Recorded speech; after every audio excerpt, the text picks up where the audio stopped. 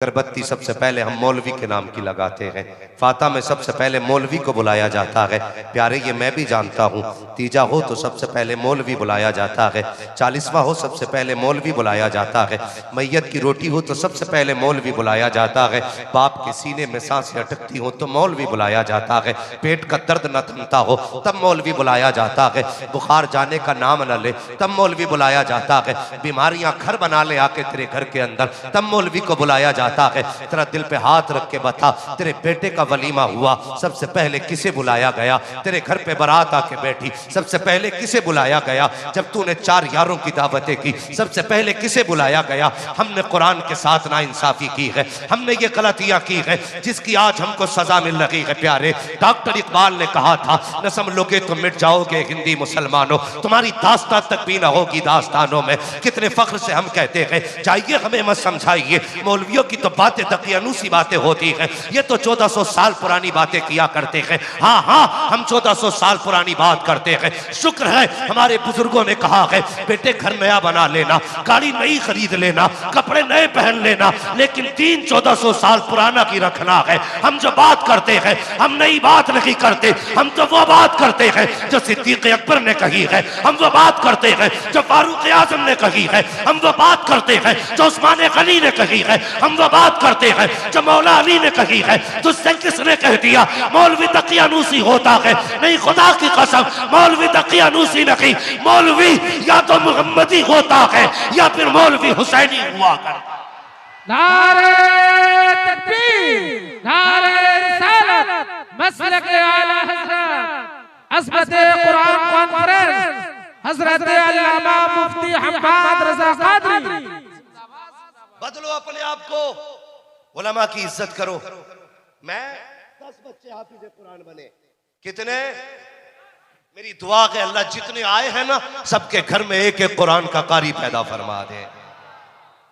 हाँ, इससे बड़ी दुआ इस जलसे में मेरे पास नहीं है। नसीब वाले हैं यार। मैं उन बापों को सलाम करता हूं जिन्होंने मजदूरी करने के लिए धूप सूरज सर पे उतारा लेकिन बेटे को कुरान से दूर न होने दिया।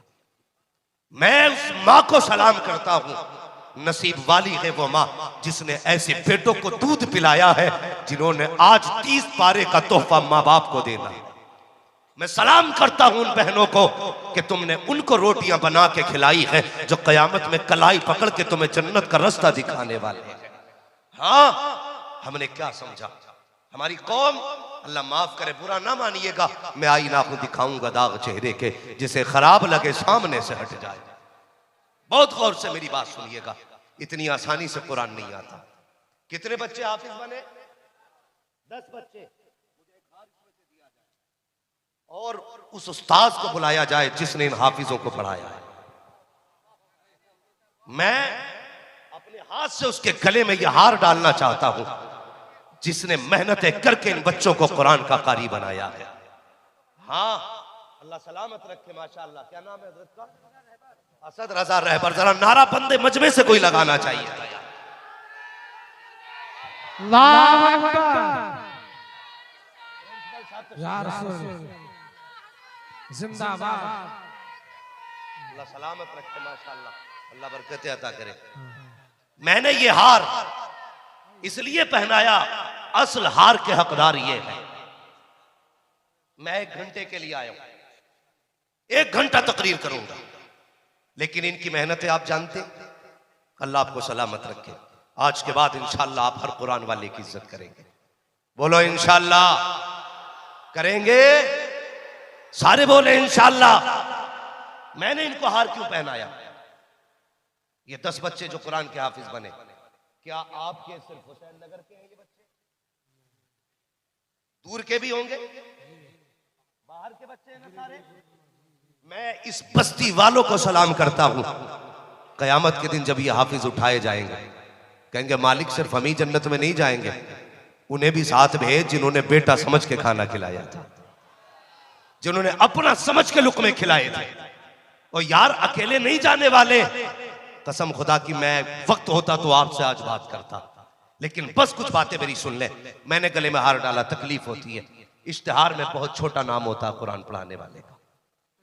मुझे तकलीफ होती है अगर मेरा नाम इश्तिहार में बड़ा ना डाला जाए।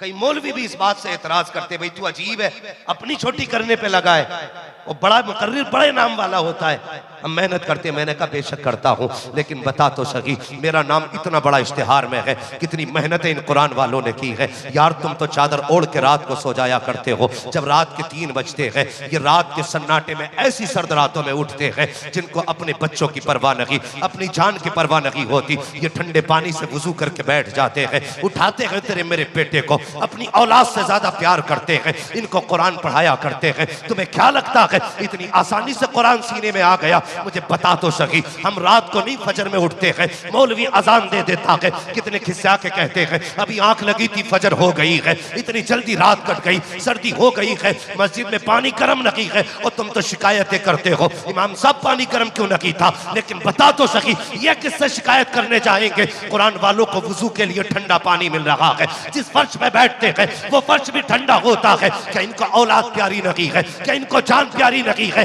हाँ हाँ, इनको भी औलाद प्यारी है, जान भी प्यारी है, लेकिन सबसे ज्यादा औलाद से ज्यादा, जान से ज्यादा अगर प्यार करते हैं तो कुरान से प्यार करते हैं, कुरान वालों से प्यार करते हैं। कसम खुदा की ये इनकी मेहनतें हैं, मैयत तेरी होती है, जनाजा पढ़ाने के लिए मौलवी तैयार नजर आया। सबसे ज्यादा इज्जत के हकदार असातिज़ा। बुरा ना मानिएगा, मेरे गले में हार न डालो, डालना है सबसे पहले उस्ताद के गले में हार डालो। उसने 3-3 बजे उठ के कुरान पढ़ाया है। सबसे मजलूम जमात अगर कोई है तो वो कुरान पढ़ाने वालों की जमात है। बुरा ना मानिएगा, कड़वी सच्चाई है। लोग मेरी गुफ्तगू सुन के समझते हैं शायद ही हमारे दर्द का इलाज इसके पास होगा, लेकिन मैं वो कम नसीब हूं जो किसी का इलाज नहीं कर पाता। हाँ, उलमा भी मिले, लॉकडाउन में हमारी कौम ने इतना बड़ा झूठ बोला। यार जिनके बिजनेस थे उस पर तो लॉकडाउन लगा था, लेकिन जिनकी खेती थी उसके लॉकडाउन से क्या मतलब था?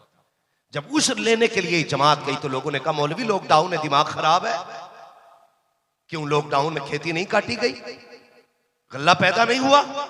सब कुछ हुआ, लेकिन हमने ना सिर्फ ये लॉकडाउन कुरान वालों को दिखाया। 6-6 महीने हो जाते हैं इन कुरान वालों को तनख्वाहें नहीं मिलती। सोचो जरा, रोज के 500 रुपए कमाने वाला घर नहीं चला पाता, ये 300 रुपए कमाने वाले कैसे घर चलाते हैं? और उसमें भी 5-5 महीने की तनख्वाहें उधार। और हम कहते हैं गौस का दामन नहीं छोड़ेंगे, जर्दे के भगोने नहीं छोड़ेंगे, बिरयानी के तबाक नहीं छोड़ेंगे। क्या करोगे? ऐसी बिरयानियां खा के खुदा के वास्ते बदल जाओ और अपने आप को भी तैयार करो और कह दो इन कुरान वालों से फिक्र करने की जरूरत नहीं है। मौलवी, दुनिया मदरसे की दुश्मन हो गई है, हर कोई चाहता है मुसलमानों के इदारे बंद हो जाएं, लेकिन याद रखो, दुनिया को बता दो कल भी ये मदरसे मुस्तफा के करम पे चल रहे थे, आज भी हुजूर के करम पे चल रहे हैं। कोई मदद करे ना करे, मदरसे की मदद के लिए अजमेर वाला भी मौजूद है, मदीने वाला भी मौजूद।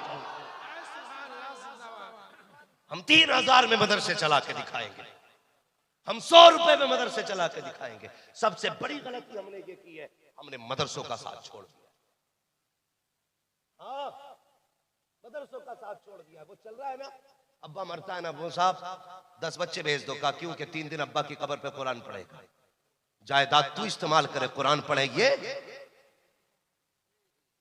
विरासत में हक तेरा, कुरान पढ़ेंगे। तू 3 दिन चादर ओढ़ के सोए, आंखें फोड़ेंगे। कम से कम ऐसा तो बन जाता, जनाजा बाप का होता, तेरी जबान पे कुरान के तराने आ जाते। तुझे इतनी भी मोहलत न मिल सकी कि तू चंद आयतें कुरान की सीख लेता। सलाम करो इन कुरान वालों को। मैं पढ़ रहा था, जानते हो, सुनिएगा, एक निकाह की उजरत क्या होती है। ये मसला बड़े जोर शोरों पे, तुम्हें पता है कितना निकाह पढ़ाने की उजरत कितनी होती है? ऊपर वाला नहीं बोले, कोई नीचे वालों से बात हो रही। अल्लाह आपको सलामत रखे। कितनी अच्छी आपने कीमत लगाई, लेकिन इस्लाम ये कहता है अगर कुंवारी लड़की का निकाह पढ़ाया जाए तो निकाह पढ़ाने की उजरत 25,000 होती है। क्यों चुप गए? 25,000 है। कुंवारी लड़की के निकाह की उजरत 25,000 और अगर बेवा का निकाह पढ़ाया जाए तो उजरत 12,500। ये 1,000 लेके 24,000 छोड़ देते हैं, इनका एहसान नहीं है ये? मौलवी से पूछते हो किस शरीयत में लिखा है? आज बता के जा रहा हूं।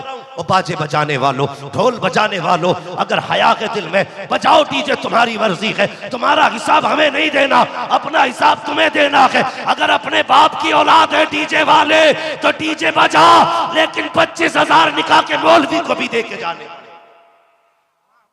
तब जानते हैं कितना बड़ा जिगरा है। बताओ ना हमें, 25,000 बनते मौलवी के दोगे? बड़ा गरीब हो साहब, माफ कर दो। हाँ, कोई जगह इसने माफी मांगी। एक तो बीवी से मेहर के मौके पे हाथ जोड़े और दूसरे मौलवी से निकाह की उजरत के मौके पे हाथ जोड़े। बाकी टाइम बटन ना लगे। इधर नहीं जाना, बड़ी अच्छी तकरीर हाँ हजरत की हुई है अभी, इंशाल्लाह उस पर पूरी कौम का अमल रहेगा। बस कुरान के ताल्लुक से मुझे कुछ बातें करनी है। कितना मुश्किल होता है कुरान पढ़ना, कभी सोचे। वो बच्चे हैं जो कुरान के हाफिज बने। मेरी ये ख्वाहिश थी कि ये बच्चे दस्तार के बाद बैठते, फिर मैं गुफ्तगू करता, लेकिन वक्त की कमी की वजह से मौलाना इरफान साहब ने मुझे कुर्सी दे दी। बस मेरी बात सुन ले। सुने, जब हर किसी को अपनी औलाद प्यारी है ना, कोई ऐसा है जिसे औलाद प्यारी नहीं? सारे लोगों को औलाद प्यारी है, सबको प्यारी है ना। सर्दी आ रही है, एक माँ तीन मरतबा उठ के बच्चे का कंबल चेक करती है, कहीं मेरे बेटे के पैर तो नहीं खुले, कहीं सर तो नहीं खुला। बाप की आंख खुलती है तो उठ के बेटे को देखता, मेरे बेटे के कहीं बदन से लिहाफ उतर तो नहीं गया। अल्लाह अकबर, इतनी औलाद प्यारी होती है। हाँ, एक बाप अगर परदेश से कमा के आता ना हजरत, तो सबसे पहले जो चीज लाता, अगर बेटा सोता होता कहता बीवी से उठा इसे, मैं इसकी पसंद का फल लेके आया हूं, ये देख के कितना मुस्कुराएगा, बस मैं इसे देखना चाहता हूं। ये एक बाप का दिल होता है, बेटे के चेहरे पे एक हंसी देखना चाहता है बाप। मगर बता तो सही, जब यही बेटा घर से कुरान के लिए निकला, मैं मदरसों में आना जाना रहता है, अल्लाह इस मदरसे की बहारों को सलामत रखे। यार 5-5, 6-6 साल के बच्चे मदरसे में अपने हाथ से कपड़े धोते, अपने हाथ से 7 साल का बच्चा कपड़े धोता है। तेरा बेटा 9 साल का हो जाए, उसे जूता साफ करना नहीं आता, ये मदरसे की अता है। 5 साल का बच्चा भेज दे, अल्लाह उसे पूरा जिम्मेदार मर्द बना देता है। ये मदरसा होता है हजरत। हाँ, मैंने बच्चों को कपड़े रगड़ते देखा, आंख में आंसू आ गए। मैंने कहा वाह रे मालिक, तेरे कुरान का प्यार कैसा है। बच्चे अपने हाथ से कपड़े धो रहे हैं, जिस उम्र में ये कपड़े पहनना नहीं जानते थे, अपने हाथों से कपड़े धोने लग गए हैं। ये किसकी बरकतें हैं? ये मदरसे की बरकतें हैं। बस ये बताना चाहता हूँ, जब इन बच्चों को कुरान से प्यार हुआ, यार कोई बच्चा माँ बाप से दूरी बर्दाश्त नहीं कर सकता, कोई बाप औलाद से दूरी बर्दाश्त नहीं कर सकता, लेकिन यही कुरान वाले बच्चे जब घर से चलते हैं, खुदा की कसम बाप आंसू अलग बहाता है, माँ की आंख में आंसू अलग होते हैं। बहन सोचती है भाई हर वक्त तेरे साथ लड़के खाती थी, आज के बाद किसके साथ लड़ेंगे, किसके साथ खाना खाएंगे। और यार उसने कुरान के लिए, बहन ने अपनी मोहब्बतों को कुर्बान किया, माँ ने ममता को कुर्बान किया, बाप ने शफकतों को कुर्बान कर दिया। जब बेटा घर से मदरसे चल करके आया है, जब ये घर सोया करता था तो रातों को उठ के माँ चेक किया करती थी, बेटे का पैर तो नहीं खुला है, बेटे का हाथ तो नहीं खुला है। लेकिन पूछो इन उलमा से, जिस दिन से ये मदरसे में आए हैं, आज कोई देखने वाला नहीं है।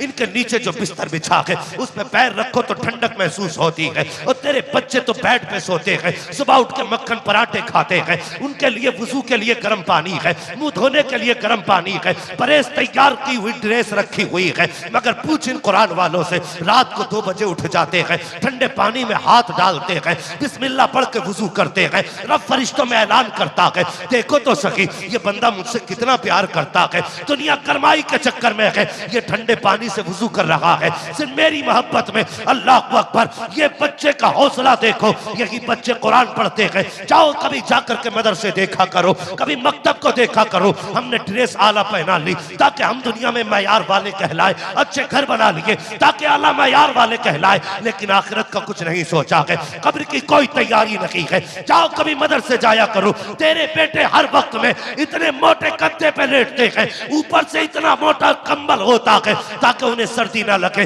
लेकिन ये कुरान वाले जब से मदरसे में आए हैं, चारपाई तो बड़ी बात है, बिस्तर भी शराफत का नसीब नहीं होता है। फटे बिस्तर पे लेटे हुए हैं, रात को बदन खुला है तो खुला है, जमीन पे पड़े हैं तो पड़े हैं। कितने बच्चे बिस्तर से फिसल के फर्श पे आ जाते हैं। लेकिन उठा लामा को और पूछ तो सकी, पिछली सर्दी में कितने बच्चे ठंड से मरे हैं, कितने बच्चों के फेफड़े खराब हुए, कितनों की सांसें दबी। कहेंगे नहीं नहीं, मदरसे का रिकॉर्ड रहा है, कई साल से मदरसा चल रहा है, लेकिन आज तक कोई ठंड से नहीं मरा है, आज तक कोई सर्दी से नहीं मरा है। मैंने कहा ताज्जुब है मौलवी, बता तो सकी, हॉस्पिटल में जाके देखो 10-10 लाशें आ रखी है, का नमूनिया हो गया था इसलिए मर गया। बाप से पूछा तू बता नमूनिया कैसे हुआ? कहने लगा एक दिन रोते रोते फर्श पर लेट गया था, जिसकी वजह से इसके बदन को ठंड चढ़ गई। अल्लाह अकबर, मुझे बता तो सकी, तेरा बेटा एक दिन फर्श पर लेटे तो ठंड लग जाती है, ये कुरान वाले पूरी सर्दी लेटा करते हैं, ठंड नहीं लगती है। बता तो सही, इन्हें किसने बचाया है? तो जवाब ये है, जब बच्चे घर पे रहते हैं तो माँ बाप बचाते हैं, जब मदरसे में होते हैं तो रसूल पाक बचाया है। नारे तकबीर, नारे रिसालत, मसलके आला हजरत, उलमाए अहले सुन्नत, पीरे तरीकत। अब बैठ जाए। नारे तकबीर, नारे रिसालत, मसलके आला हजरत, फैजाने आला हजरत, अज़मते कुरान कॉन्फ्रेंस।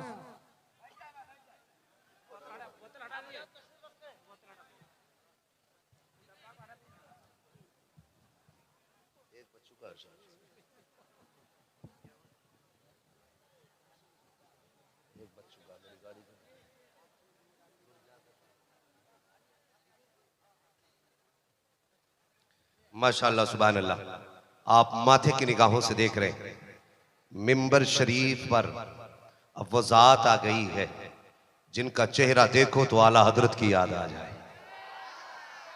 माशाअल्लाह, हमने अपनी आंखों से आला हजरत को तो नहीं देखा, आज हमें फख्र है कि अपनी आंखों से शहजादा आला हजरत को देख रहे हैं। हाँ, कसम खुदा की मैं क्या तारीफ करूं इन लोगों की। हमारी औकात क्या है? अपना तो बस एक ही अकीदा है, खाते हैं तेरे दर का, पीते हैं तेरे दर का, पानी है तेरा पानी, दाना है तेरा दाना। अल्लाह सलामत रखे। माशाअल्लाह, हमारे मोहसिन, हमारे करम फरमा पीरे तरीक़त रहबरे राह शरीयत हज़रत अल्लामा मौलाना मुफ्ती मन्नानी मियाँ साहिब क़िबला, सिमनानी मियाँ साहिब क़िबला दामाज़िल्लहुल आली तशरीफ ला चुके हैं। हजरत के चेहरे का दीदार करते रहिए। बस यूं समझिए कि मैं सिर्फ एक बात से तारुफ करा दूं, वरना हम तो खुद इन लोगों के नाम से पहचाने जाते हैं। ये सच्चाई है, हमारी पहचान इनसे है, हमारी शनाख्त इनसे है। हाँ, बस यूं समझे वादी रजा की कोहे हिमाला रजा का है, जिस समत देखिए वो इलाका, सारे बोले वो इलाका। औरों ने भी लिखा है बहुत इल्म दीन पर, जो कुछ है इस सदी में वो तन्हा रजा का है। माशाअल्लाह, हज़रत क़िबला की आमद हो चुकी है, मैं बात मुकम्मल कर लूँ। सलामत रखे। मैं जानता हूँ ये सिर्फ यूं ना समझें कि एक बरेली का खान साहब का बेटा आया है, बस यूं समझ लीजिए, मैं ये कहूँ तो बेजा नहीं है, सरकारे गौसे पाक का फैजान लिए हुए कलंदर आया हुआ है। हाँ, हजरत की गाड़ी का एक्सीडेंट हुआ था तो हजरत से पूछा गया कैसा रहा या कैसे हो गया। हाँ, तो बताया गया उस वक्त भी आपकी जबान पे सरकार गौसे पाक का नाम था यार, और ऐसी खतरनाक हादसे से अल्लाह ने हिफाजत फरमा दी। आज हमारे पीछे हजरत जिंदा है और सलामत है। हमारी दुआ अल्लाह हजरत को उम्र खिज़र अता फरमाए और इन बुजुर्गों का साया हमारे सरों पर तादिर कायम दायम फरमाए। हम इन्हें देख लेते हैं ना तो फिर हमारा अकीदा और चट्टान की तरह हो जाता है। चट्टान की तरह हो जाता है। मैं अक्सर कहता हूं लोगों, गरीब होके मर जाना, नादार होके मर जाना, कभी बरेली के गद्दार होके न मरना। ये बात मैं अकीदत की बुनियाद पे नहीं कहता, हकीकत की बुनियाद पे कहता हूं। इसलिए कि आज के दौर में ईमान की हिफाजत की अगर कोई जमानत है तो वो मसलक आला हज़रत है। हाँ, इस पर भी अगर गुफ्तगू करता तो वक्त चाहिए। बस मैं हुजूर की इजाजत से बात मुकम्मल कर लूं। ये मदरसे होते कि यहाँ रात दिन बच्चे जमीन पे लेटते लेकिन मरते नहीं है, इसलिए कि मदरसे में जब बच्चे आ जाते हैं ना तो फिर बाप की निगरानी नहीं रहती, फिर रसूल पाक की निगरानी हो जाती है, फिर हुजूर पाक की निगरानी हो जाती है। हाँ, फिर हुजूर बचाते हैं। और याद रखिएगा, जो लोग जिसका ये जहन है ना कि हम मदरसे को चंदा देते हैं तो मदरसा चलता है, खुदा के वास्ते जहन बदल दें। हमारी क्या औकात हम कुछ दें, हमसे तो हुजूर इशारा करते हैं तब हमारी जेबों से निकला करता है। हुजूर चाहते तब हम देते हैं, अपनी मर्जी से नहीं। वरना हजरत के यहाँ पे हजारों उलमा पैदा हुए, हजारों उलमा, हजारों नहीं लाखों की तादाद में कहूं तो बेजानी है। लाखों उलमा हजरत के इदारों से फारिग हुए, लेकिन इनसे पूछो कभी कभी मदरसे में खाना खत्म हुआ तो इन्होंने किसी अमीर की चौखट खटखटाई, किसी पैसे वाले को आवाज दी? नहीं ना। ये बताएंगे जब कुछ नहीं होता था तो दुनिया सो जाती थी, हम हुजूर की गुंबद खजरा की तरफ लो लगा के बैठते थे, कहते थे आका घर भी आपका, मेहमान भी आपके हैं, अगर इन्होंने नाश्ता न किया तो हमारा कुछ नहीं जाएगा। दुनिया आपके मेहमानों को कहेगी, आपकी मेजबानी पे सवाल उठेगा। कसम से ये इदारे चलाने वाले इतने जुमले कहते हैं, सुबह बाद में होती है खाने का इंतजाम मदीने से पहले कर दिया जाता। ये मदरसे है, हमारी जिम्मेदारी है हम कुरान से भी मोहब्बत करें और साहिबे कुरान से भी मोहब्बत करें, करेंगे इंशाअल्लाह। और हर बंदा ये कोशिश करे कि अपने बच्चों को हाफिज कुरान बनाना है। हमारी कौम एक बड़ा अच्छा काम करती है, जब भी कोई मरता है ना तो उसके नाम के कुरान का हदिया जरूर कराती है। कराती है कि नहीं? यही होता है। कुरान का हदिया करा के लाए, पेटी मस्जिद में रख दी पैक करके। हाँ, पेटी लाए रख दी, उस पर नाम रख दिया बराई साले सवाब फला मरूम। यह है जी। एक बात बताइए, मुझे डर नहीं बोलने में, अब मेरे आका तशरीफ फरमाए, हमारे मोहसिन हमारे करम फरमा तशरीफ फरमाए। अल्लाह का शुक्र है, इनका नाम लेके हम दुश्मनों के बीच में नहीं डरते हैं। आज तो अपनों के बीच में बैठे हो और वो भी मोहसिन के साथ बैठे। बहुत जिम्मेदारी के साथ ये बात कर रहा हूं। हम लाए कुरान, मुझे बताइए क्या रखी रखाई पेटियां फायदा देती है? फायदा कब होगा? जब कुरान पढ़ा जाएगा। जाओ मस्जिदों में जाके देखो कितने पारों को दीमक लग गई, कितनी पेटियां रखे रखे गल गई। आज कोई कुरान खोलने वाला नहीं। हमारा अकीदा यह है क़यामत के दिन कुरान हमारी शफाअत करेगा। जो कुरान पढ़ते हैं कुरान कहेगा मालिक इसे बख्श, ये सोते वक्त मुझे पढ़ता था, इसे बख्श, ये उठते बैठते मुझे पढ़ता था, या अल्लाह इसको जन्नत दे। अगर कुरान ये जानता है कि मुझे पढ़ता कौन है, तो क्या कुरान ये नहीं जानता मुझे खोला किसने नहीं है? ये भी जानता है ना। जब कुरान में रख के पेटियों को दीमक लगती है तब कुरान रब से शिकायत नहीं करता होगा, या अल्लाह किस कौम के बीच में भेजा है जब से मुझको छापा गया कोई खोलने नहीं आया? मुझे बताया जाए कुरान ये शिकायत रब से करेगा तो क्या बनेगा? और हम में से हर कोई चाहता मेरा बाप बख्शा जाए, मेरी मां बख्शा जाए, मेरा भाई बख्शा जाए।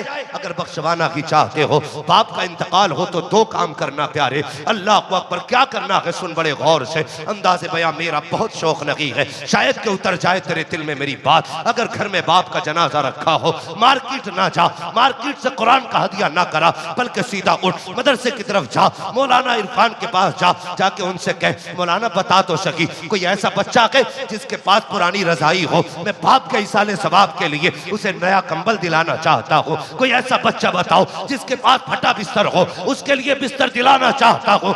कभी जाकर के देख, जिस मदरसे के अंदर बच्चे ठंडे पानी से वुजू करते हो, वहां जाके गीजर लगवा दे। जिस जगह पे बैठ करके कुरान वाले गर्मी में पढ़ते हो, वहां जाके पंखे लगवा दे। उनके लिए गीजर का इंतजाम कर, फ्रिज का इंतजाम कर, पंखों का इंतजाम कर। मैं नहीं जानता तेरी रखी हुई पेटी को कोई पढ़ेगा कि नहीं पढ़ेगा, मुझे नहीं पता कि ये कब खोली जाएगी, कब बंद की जाएगी, लेकिन इतना जानता हूं तेरे मरने के बाद कोई दुआ करे ना करे, कोई हाथ उठाए ना उठाए, अगर तूने अपनी जिंदगी में अपने जीते जी मदरसे में पंखा लगवा दिया, ठंडे पानी का इंतजाम कर दिया, अगर ये कुरान वाला उसके नीचे कुरान लेकर के बैठेगा, पंखा घूमेगा, ठंडी हवा का झोंका आएगा, इधर हाफिज का कलेजा ठंडा होगा, अल्लाह तेरे बाप की कब्र को ठंडा फरमा देगा।